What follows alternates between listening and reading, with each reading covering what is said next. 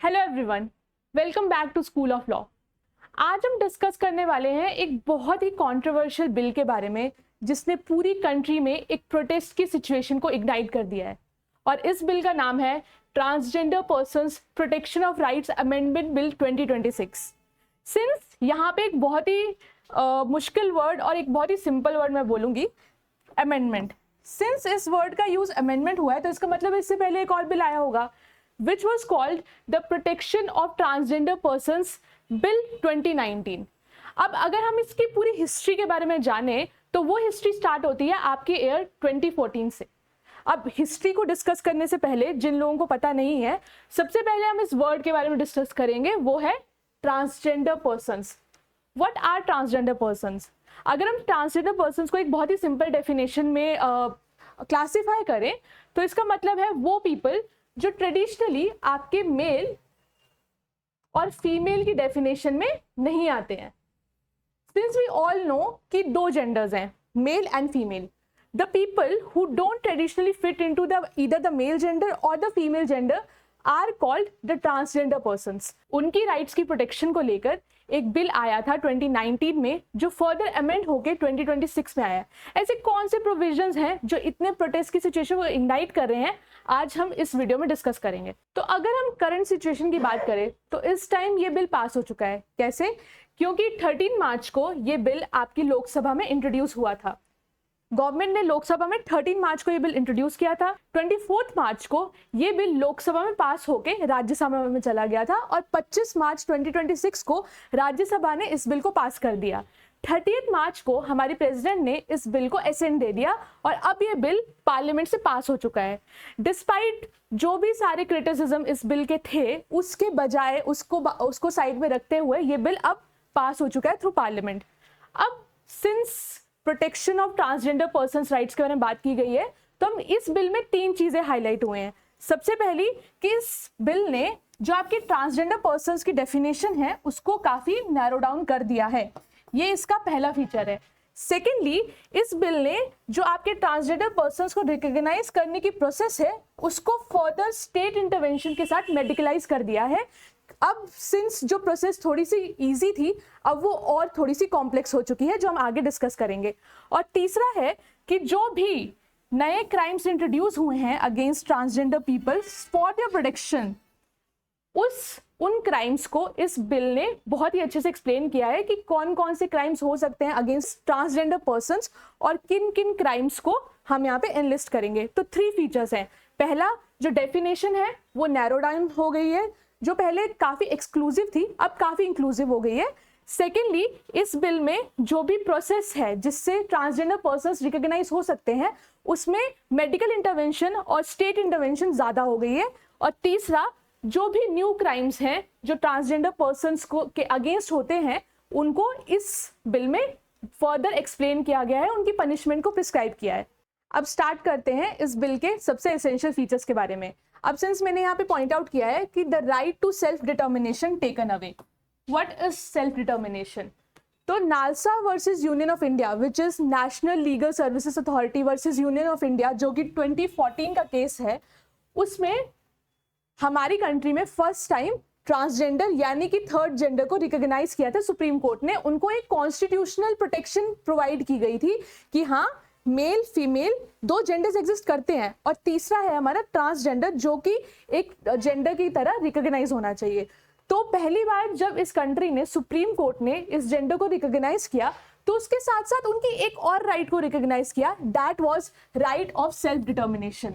What is self determination? Self determination का मतलब होता है कि in order to assign a gender which is different by birth, transgenders का जो भी जेंडर है which is different by birth, उसके लिए किसी सोशल एजर्शन की जरूरत नहीं है। The person who feels it psychologically can perceive their own gender. So right to self determination comes from the right to self, which is whatever you are feeling, you are that gender. If you are feeling that you are a male, you are that gender. If you are feeling you don't belong to either of these categories and you belong to a different category, you are that gender. No state or no medical practice can establish that. So basically the right to self determination जो था ना, वो NALSA versus union of India में constitutional protection की तरह grant किया गया था। अब यही जो आपका जब जुडिशरी ने इस राइट को एजर्ट किया तो सेंट्रल गवर्नमेंट जो कि हमारा लेजिस्लेचर है उसने 2019 में protection of transgender persons act को ला के इस जो भी कॉन्स्टिट्यूशन प्रोटेक्शन थी उसको एक स्टैट्यूटरी राइट की तरह कन्वर्ट कर दिया कि एक प्रोविजन था कि yes you have the right to self determine your own gender. However, the Act of 2026 makes a difference. That is, the right to self determination is taken away. अब since जो भी आपकी right थी जिसमें आप अपना gender as male, female और transgender जो कि आप साइकोलॉजिकली या सोशली एक्सपीरियंस करते हो without any medical gender affirmative surgery और एनी मेडिकल प्रोसीजर, वो अब चला गया है. That is the right to self determination is not available. अब सिंस 2014 ये जो सेल्फ डिटर्मिनेशन की राइट थी ये आपकी नवतेज सिंह जौहर एंड सुप्रिया की जजमेंट दोनों में अपहेल्ड हुई थी. हाउएवर द 2026 बिल जो है उसने इस राइट को खत्म कर दिया है. अब उन्होंने exclusively section 4 clause A of 2019 act जो कि सेल्फ परसीव जेंडर आइडेंटिटी के बारे में बात करता था उसको हटा दिया है. That is the right to self determination is now gone. अब हम सेकेंड फीचर के बारे में बात करेंगे, वो है एक्सक्लूजनरी डेफिनेशन. अब since the word is exclusionary so you get the idea. Exclusionary का मतलब होता है एक्सक्लूजन.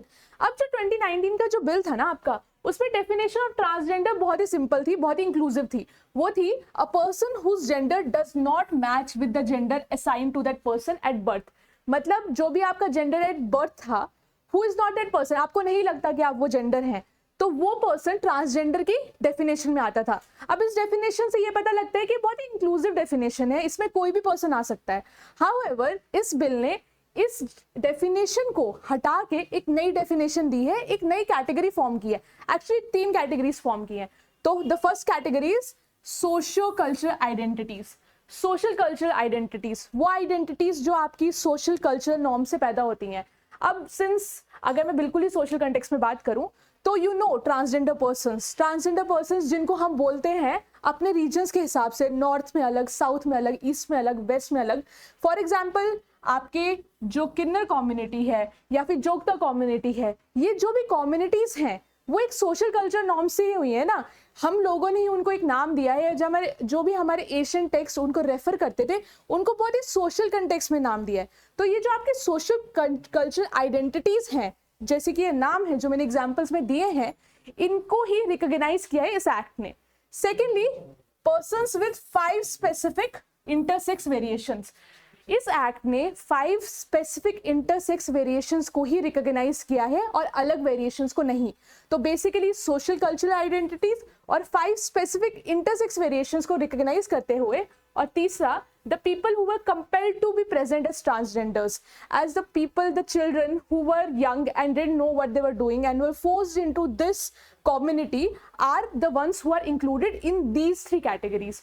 तो सिर्फ जो भी आपकी इंक्लूसिव डेफिनेशन थी which is a person whose gender does not match with their gender which was assigned at birth, उसको हटा के सिर्फ 3 कैटेगरीज में इसको रिस्ट्रिक्ट किया गया है, जो कि आपकी ये 3 कैटेगरीज हैं. तो बेसिकली जो ट्रांसजेंडर पर्सन्स है those people are restricted to only these 3 categories. और इसीलिए इस डेफिनेशन को एक्सक्लूजनरी बोला जा रहा है.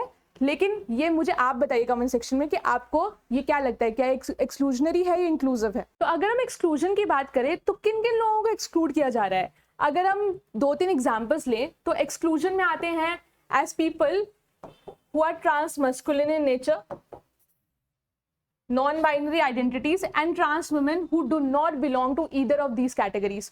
तो इन जो भी पर्सन्स हैं उनको एक एक्सक्लूजन फेस हो रहा है क्योंकि ये इन डेफिनेशंस में फॉल नहीं करते हैं, किसी भी कैटेगरी में फॉल नहीं करते हैं. अब आते हैं इस बिल के सबसे ज्यादा कॉम्प्लेक्स और सबसे ज्यादा कॉन्ट्रोवर्शियल प्रोविजन के बारे में. ये है मेडिकलाइजेशन ऑफ सर्टिफिकेशन प्रोसेस. अब सिंस कोई भी चीज है, कोई भी प्रोविजन है, वो ज्यादा कॉम्प्लेक्स कब बन जाता है, जब वो लीगल और मेडिकल एरेनास में फंस जाता है. तो बेसिकली इस बिल ने जो आपका मेडिकल प्रोसीजर है उसको थोड़ा सा कॉम्प्लेक्स कर दिया है. पहले जो आपका 2019 का एक्ट था, 2019 का बिल था, वो अलाउ करता था एक ट्रांसजेंडर पर्सन को to file an affidavit under section 6 to the magistrate. जो आपका डिस्ट्रिक्ट मैजिस्ट्रेट है उसको जो ट्रांसजेंडर पर्सन है वो एक एफिडेविट फाइल करते थे जो उनको सर्टिफिकेट देते थे to further identify as male और female under section 7 with proof of medical intervention. So in order for you to recognize as a specific gender, you have to just file an affidavit and a certificate will be issued to you by the district magistrate. However, जो 2026 का bill है ये certificate की बात तो करता है, district magistrate will provide the certificate, but with the consultation and with the recommendation of a medical board and any other medical experts. तो यहाँ पे आपका लीगल इंटरवेंशन आता है, एक मेडिकल इंटरवेंशन आता है जहाँ पे डिस्ट्रिक्ट मैजिस्ट्रेट को रिकमेंडेशन लेनी पड़ेगी किसी मेडिकल बोर्ड से टू फर्दर प्रूव करने के लिए कि yes this person will be identified as a transgender, as a specific gender, male, female or a transgender, a person who has gone through a complex medical procedure to be identified as a specific gender. तो पहले जो process थोड़ी सी simple थी वो थोड़ी C complex हो गई है विद मेडिकल बोर्ड इंटरवेंशन। तो ये जो प्रोसेस है, ये जो लीगल प्रोसीजर है, यही सबसे कॉन्ट्रोवर्शियल पॉइंट है जो कि स्टेट इंटरवेंशन की बात करता है। यहाँ पे transgender persons are saying that उनका constitutional right of equality article 14 and right against discrimination जो आपका आर्टिकल 15 और 16 के अंडर आता है, right to live with dignity जो आर्टिकल 21 के अंडर आता है, ये सब वॉयलेट हो रहा है, उनकी प्राइवेसी का इन्वेजन हो रहा है। That is the points they have raised against this specific provision. अगला प्रोविजन आता है आपके क्रिमिनलाइजेशन के रिलेटेड, आपकी जो भी पेनल्टीज हैं उसके related. Since we know transgender persons are subjected to harassment on daily basis and their activities and the harassment, the solicitation against them should be penalized to an extent जिसमें stricter punishments हो ताकि एक preventive action की तरह काम करे। तो जो आपका सेक्शन 18 था ना करंट एक्ट का, जो आपका सेक्शन 18 है वो एक हार्म और injury to a transgender person को पेनलाइज करता है with a punishment of 6 months to 2 years। So 6 months से लेकर 2 years तक की पनिशमेंट आपको हो सकती है if you provide any harm or injury to a transgender person. Secondly, the bill जो 2026 का बिल है वो इंट्रोड्यूस करता है न्यू क्राइम्स को। First of all kidnapping, the offence of kidnapping and causing grievous hurt by any hormonal procedure, वो आपका penalized होगा with the punishment to 10 years, from 10 years to life imprisonment. Secondly, use of force or any undue influence against any transgender person for to resort them to solicitation or begging, ये सब कुछ आपका जो भी है punishable होगा with 5 to 10 years। अगर एक ट्रांसजेंडर पर्सन एक बच्चा है, एक चाइल्ड है, एक माइनर है, the victim is a child, तो पेनल्टीज जो इम्पोज हो रही हैं वो आपकी एक्सटेंड करेंगी इम्प्रिजनमेंट फॉर लाइफ और 10 to 14 years रिस्पेक्टिवली। तो बेसिकली 3 न्यू पेनल्टीज इंट्रोड्यूस हुई हैं related to child, related to harm or injury, related to any force used against transgender persons जो कि इस बिल ने इंट्रोड्यूस करी है। तो ये 3-4 फीचर्स थे जो इस बिल की हाईलाइट्स हैं। अब आप मुझे कमेंट सेक्शन में ये बताइए कि आपको क्या लगता है कि ये जो बिल है वो इंक्लूसिव है, क्या ये प्रोटेक्शन प्रोवाइड कर रहा है ट्रांसजेंडर पर्सन्स को या फिर ये रिस्ट्रिक्ट कर रहा है उनकी फ्रीडम को। Thank you so much.